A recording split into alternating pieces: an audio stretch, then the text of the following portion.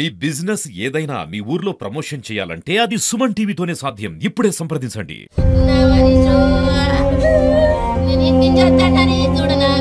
ఏడ చూస్తా నేను ఎడన్న పనికన్నా పోతే తల్లిని ఇంటికాడ నుంచి పోతా బిడ్డ అని చెప్పి పోతాను నేను.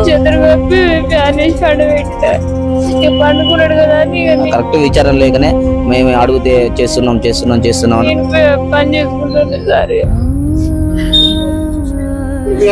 అప్పుడు అనుమానం వచ్చింది కానీ అది న్యాచురల్ జరిగింది కావచ్చు. నడిచే బాబు కదా.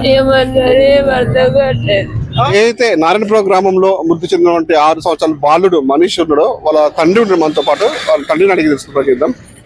చెప్పండి, ఏం పేరు? పేరు ఉపేందర్ అన్న. అసలు ఏం జరిగింది? ఇప్పుడు గతంలో కూడా అబ్బాయి మీద అత్యాచారం చేసిన జూలై 31 తారీఖు రాత్రి చేశారని తెలిసింది. అబ్బాయి బతికి అదృష్టం వల్ల బతికి పట్టగట్టిన బాబు.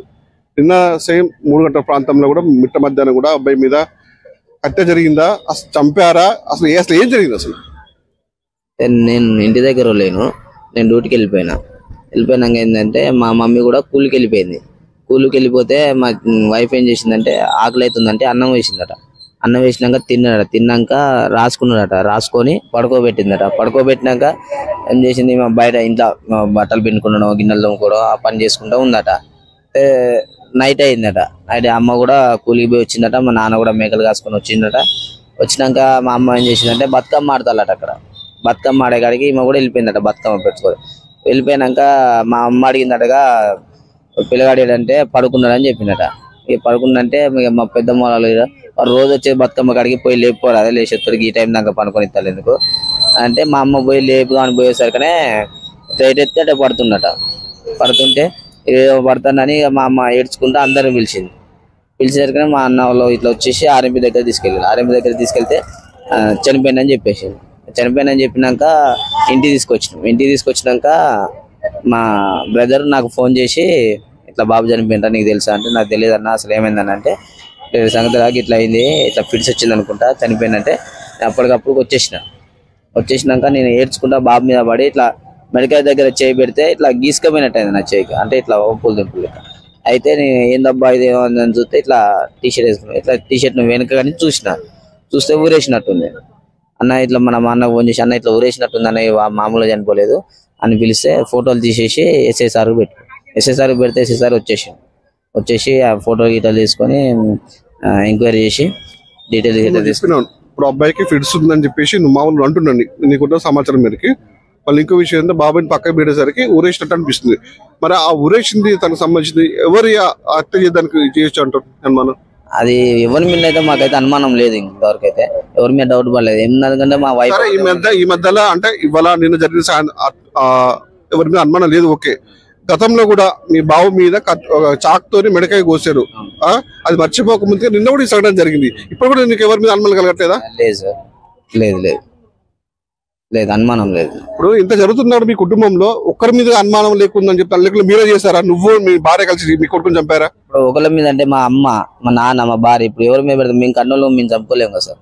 అట్లా కొంతమంది గ్రామస్తులు ఉంటుందంటే తల్లిదండ్రులకి తెలుస్తూ వాళ్ళే చంపి ఉండొచ్చేమని చెప్పేసి ఒక అనుమానం వ్యక్తం చేస్తారు మీ మీదనే. మరి అదే నేను కూడా అడుగుతున్నా పోలీసు వారిని, అదే ఎంక్వైరీ చేస్తే ఎవరు ఉన్నారు అసలు, మా భార్య ఉందా, నేనున్నానా, ఎవరున్నారో అది తెలుసుకొని చెప్పాలని నేను కూడా అదే అడుగుతున్నా. ఇంకో విషయం బ్రదర్, మొన్న 31 తారీఖు అర్ధరాత్రి జరిగిన విషయంలో కూడా పోలీసులు దీని మీద పోయి కరెక్ట్ గా విచారణ చేస్తే ఈ రోజు ఈ సంఘటన జరగబోయేది. ఆ కరెక్ట్ విచారణ లేకనే మేము అడిగితే చేస్తున్నాం అన్నాడు.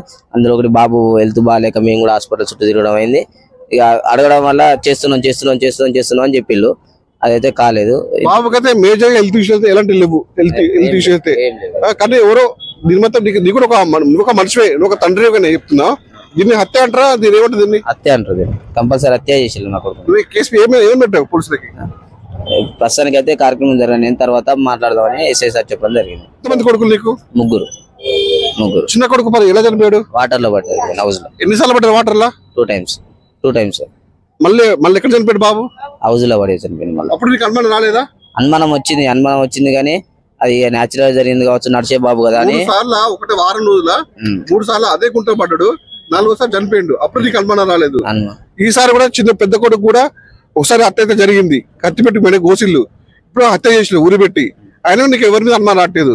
మరి నీకు ఇంకా కొడుకున్నాడు, ఇంకోటి నిహాలుడు, ఇప్పుడు వాని పరిస్థితి ఏంది? అదే అక్కడ రాగా రాకుండా ఇప్పుడు అప్పుడైనా పోయింది అయిపోయింది, ఇప్పుడైనా కొంచెం గట్టిగా తీసుకుని పోలీసు వారిని కోరుతున్నాను నేను. వాళ్ళు ఎవరు కాపాడాలి ఆ పిల్లగాన్ని? ఎవరు కాపాడుతాం? మేమే కాపాడుకోవాలి. మీరు కాపాడుకుంటా పోలీసులు కాపాడాలి, లేకపోతే ఇంకా కుటుంబ సభ్యులు కాపాడుకోవాలా బాబుని? కుటుంబ సభ్యులే కాపాడుకోవాలి, నేనే కాపాడుకుంటాను. మీరు కాపాడుకుంటారు, ఇద్దరు పిల్లలు చనిపోయి ఆల్రెడీ, ఇంకా పిల్లగాడు ఉన్నాడు, వాడు చంపుకుంటారు మీరు? మన అనుకుని ఇంట్లో వదిలేసిపోతే ఇట్లా చేస్తారని తెలియదు కదా. ఎవరు చేస్తున్నారు మరి ఇవన్నీ? అది తెలియకనే కదా సార్ పోలీసులు బరాబర్ చెప్పాలి. ఎవరు చేస్తుంది అనుమానం ఎవరి మీద ఉంది? అనుమానం ఎవరి మీద లేదు, అదే అడుగుతున్నా నేను. కొత్త వ్యక్తులు వచ్చారు మీ ఇంటికి ఏమన్నా? నేను లేను సార్ ఇంటి దగ్గర, నేను చూడలేదు.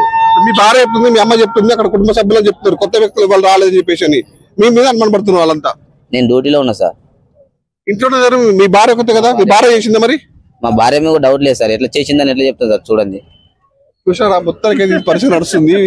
అసలు కన్న తండ్రి ఒక విధంగా చెప్తున్నారు, తల్లి ఒక విధంగా చెప్తున్నారు, ఎవరి మీద అనుమానం లేదు. మరి ఎలా వస్తాయి చావాలన్నీ? గతంలో చిన్న పిల్లగాడు బాయిలో పడి బుందరపడి చనిపోయిండు.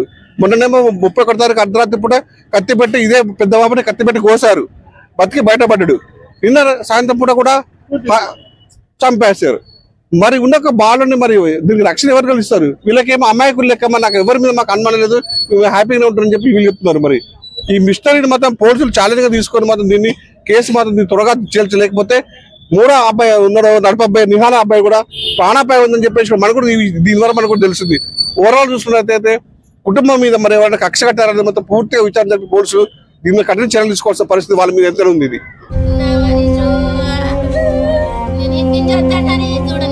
నేను ఏడ చూస్తా, నేను ఎడన్న పనికన్నా పోతే తల్లిని ఇంటికాడ నుంచి పోతున్నా బిడ్డ అని చెప్పి పోతాను. నేను పండుకున్నాడు కదా కరెక్ట్ విచారణ లేకనే మేము అడిగితే చేస్తున్నాం పని చేసుకుంటాను సార్. అప్పుడు అనుమానం వచ్చింది కానీ అది న్యాచురల్ జరిగింది కావచ్చు, నడిచే బాబు కదా. ఏమర్థం